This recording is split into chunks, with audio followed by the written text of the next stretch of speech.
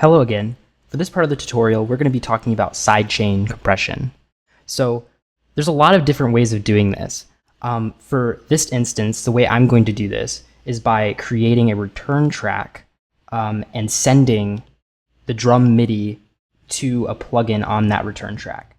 I'm also going to demonstrate how to use it just with a standard compressor, but for the consistency of the sound of my song, I'm going to show you how to do it with a volume shaper or shaper box.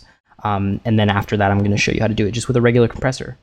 Personally, I prefer using volume shaper tools, so hopefully one day Ableton Live will eventually implement their own volume shaper of sorts, or maybe do a collaboration similarly to the glue compressor that they did with Cytomic.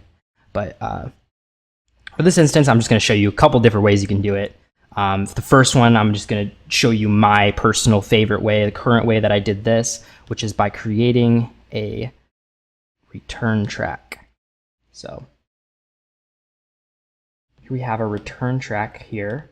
Then I'm going to do Shaper Box, which is a great plugin. Let's see, Shaper Box. It's like the newest volume shaper thing by Cable Guys. Third-party plugin. Use volume mode. Very pretty interface here. But I'm going to start by clicking, basically drawing in the shape of the volume shaping I'm trying to do here by adding a point here, by hitting Control-click at that little yellow line right there, and then do another point right here. Curving this a little bit just so it like ducks down. And then I'm going to change this so it can input MIDI from the drum channel. So one shot, and change this to quarter notes because I kind of want it to just be a quarter note loop length here. So then basically what I'm going to be doing is sending MIDI from a MIDI channel that's doing what the drums do to this plugin.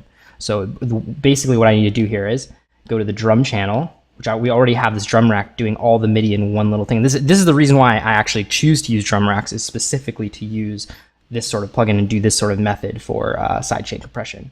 So I'm going to duplicate this, and I'm going to delete this right here. Just keep it as a MIDI track. Then this is the important part. So I'm going to go down on this channel to MIDI 2, where it says no output, change it to a shaper box, and A representing the return track. So, and this second option right here is if you have different plugins that take MIDI. So let's say you have just like another sort of volume shaper plugin, or another like maybe like vocal plugin that takes MIDI, you would send to it through that. So I'm just going to click the first one because that's pretty much what we need.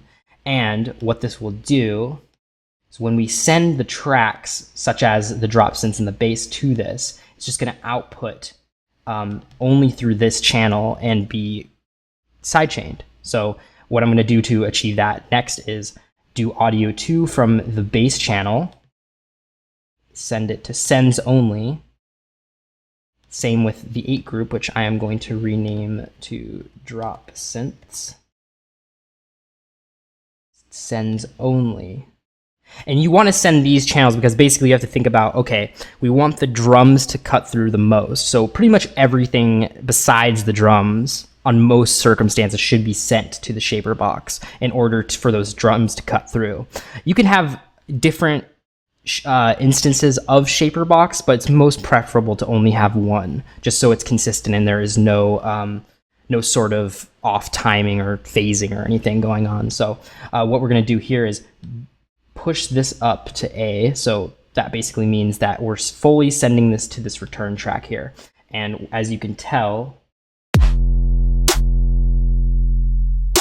it's making a lot of room for that kick drum there and that snare. Basically all the MIDI that's being sent through here. So if we go to the drop, it's going to sound a lot better, and I'm going to reference it on and off here. So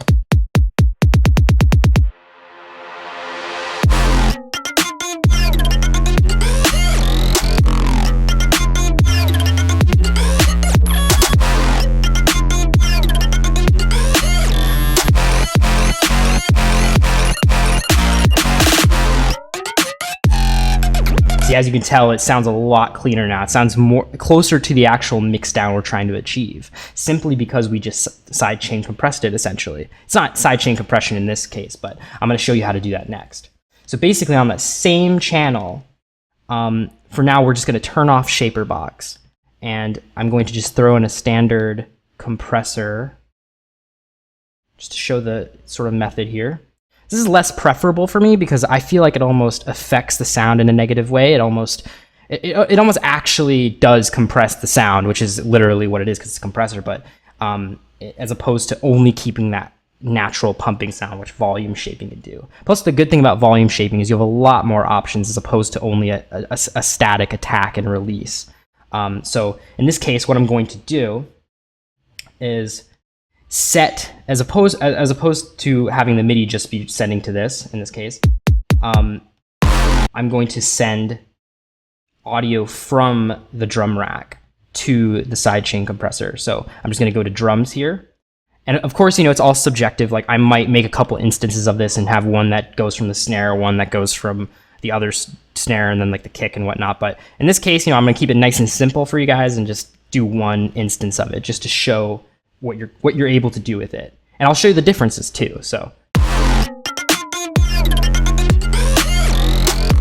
as you can tell here, it's a bit of a slower a release time here, a slower sort of like attack here. So what we're going to do is kind of take these down and start adjusting them to the appropriate sort of release and attack that we want.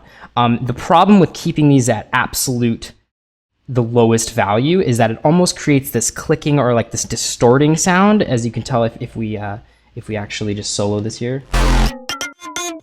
So you can kind of hear that there's a little bit of a clipping thing going on, like a clipping sound, and we don't want that. So so in this case, we'll just kind of, that almost sounds as accurate as the shaper box or the volume shaper, but I still prefer the volume shaper because I still feel like this affects the overall sound. So, and then we'll compare with this one.